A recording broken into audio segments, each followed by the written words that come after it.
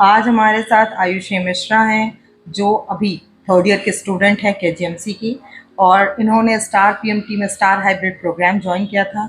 आयुषी, आप कैसे हो? क्या मैं कहना बहुत अच्छी चाहोगे? स्टार में आपकी जर्नी कैसी रही और क्या बताना चाहोगे? स्टार ऐसा नहीं कि कंटेंट बस स्टार का पड़ा हो। एज आपको पता है कि कंटेंट हर सबको पता होता है, जो इसका सिलेक्शन होता है एवरीवन नोज कि क्या कंटेंट कहाँ कितना है। And it's not about the content for me from star, it's about the people in star. तो स्टार में content is explained very best, क्योंकि अब किसी से कनेक्ट करने के लिए जर्नी में it's a very long journey. Preparation for any exam is a very long journey, and you need someone who understands you more than you understanding the subject. They should have the understanding of how much you understand the subject more than what is the subject and everything. So star was more about the people, the teachers. I still connect to them a lot, and they are the main reason because they believe in me. Because ये journey इतनी लंबी है, you lose belief and faith in yourself a lot of times during this journey. You need someone to have your back, and I found the people here who had my back and still date have my back, and in future also will have my back, and I'm very sure about that. तो अभी आपने star मतलब last time जब भी star join किया तो class 11 में foundation programme choose किया था। तो क्या बेनिफिट्स बताना चाहोगे स्टूडेंट्स को जो हमारे साथ क्लास 11 में जुड़ना चाह रहे हैं? और आपकी क्या जर्नी रही है क्लास 11 में? क्या बेनिफिट्स रहा है स्टार के साथ जुड़ने का? फाउंडेशन एज नेम ही उसका फाउंडेशन है, तो फाउंडेशन वो आपका बेस ही बिल्ड कर रहा है। एंड एनी कम्पिटिटिव एग्जाम में इट्स लाइक कि आपको पहले जो वो एग्जाम है उसको स्टडी करना पड़ता है। फाउंडेशन इज लाइक कि they are making you ready for that exam as a whole. It's like कि बेसिक्स से स्टार्ट करना, कि एक सारे सिलेबस का एक बेसिक ओवरव्यू देते हुए उसके ऊपर बिल्ड करना। और फाउंडेशन इज लाइक कि जितने पहले स्टार्ट कर दें, you know, get use to the syllabus, वो आप understand the language of the exam.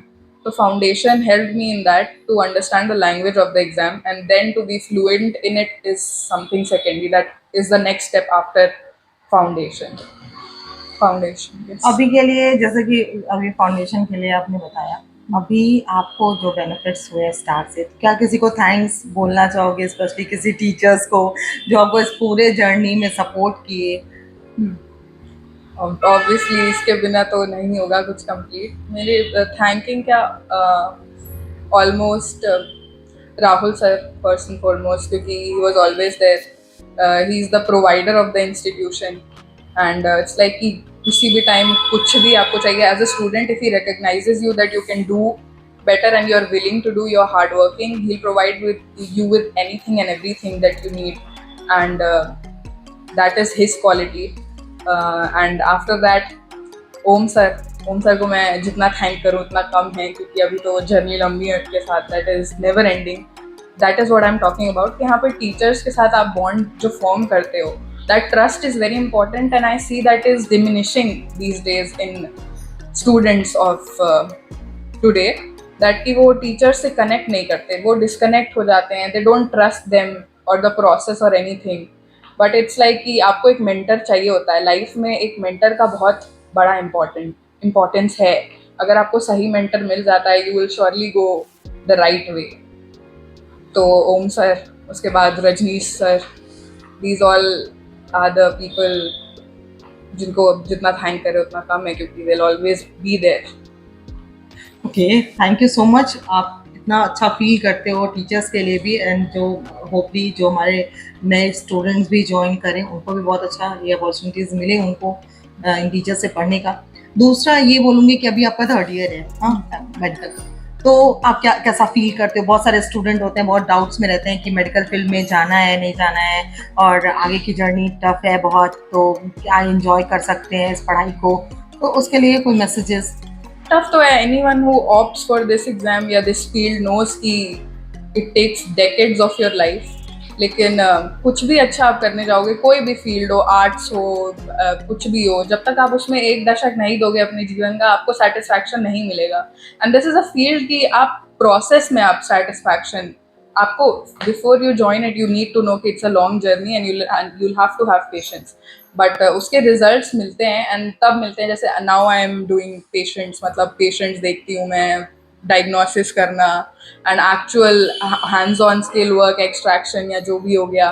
And जब वो स्माइल, अब पेशेंट आप पे ट्रस्ट करता है ना, आप पे डॉक्टर बना बुलाता है, while still you are a student, they don't know, they just see a white coat, they don't see the name plate और बैच में जो डेजिग्नेशन लिखा है आपका, this just see your white coat and the way they trust you and the way they smile and thank you after they are done, that is the satisfaction we work for. And I am glad कि मैंने give up नहीं किया. बहुत बहुत बार लगा कि यार नहीं हो रहा है, it's not for me and all. But if you have the courage, you gather it, you put yourself together, you get through it, you will get all that satisfaction and it's more than worth it. मतलब money cannot match, money is not even equitable to that feeling. So, thank you so much Ayushi. And then अभी हमारे पास बहुत सारी ऐसी queries रहती है, parents भी परेशान होते हैं कि बच्चों डिसाइड ही नहीं कर पा रहे हैं कि मैथ्स में स्ट्रीम में जाएं या बायो में जाएं. तो आपके इस तरह के मैसेजेस से उनको काफ़ी हेल्प मिलेगी. और थैंक यू सो मच कि हम लोग मिले. एंड देन पेरेंट्स को और स्टूडेंट को ये चीज़ें प्रूव करना कि हमारे गोरखपुर सिटी से रह करके बच्चा मेडिकल का सफ़र तय करता है. बहुत सारे पेरेंट्स को डाउट रहता है कि ये बच्चा कहाँ से है, स्टार से जुड़ा है कि नहीं जुड़ा है, स्टार्टिंग टाइम से पढ़ा है कि नहीं पढ़ा है. तो ये चीज़ें प्रूव करती हैं कि आप गोरखपुर सिटी से हो, ठीक है, और यहीं से रिजल्ट पढ़ाई भी की स्टार से और अपनी मेडिकल की जर्नी भी यहीं तय की. तो थैंक यू सो मच, आपसे मिलकर बहुत अच्छा लगा. thank you.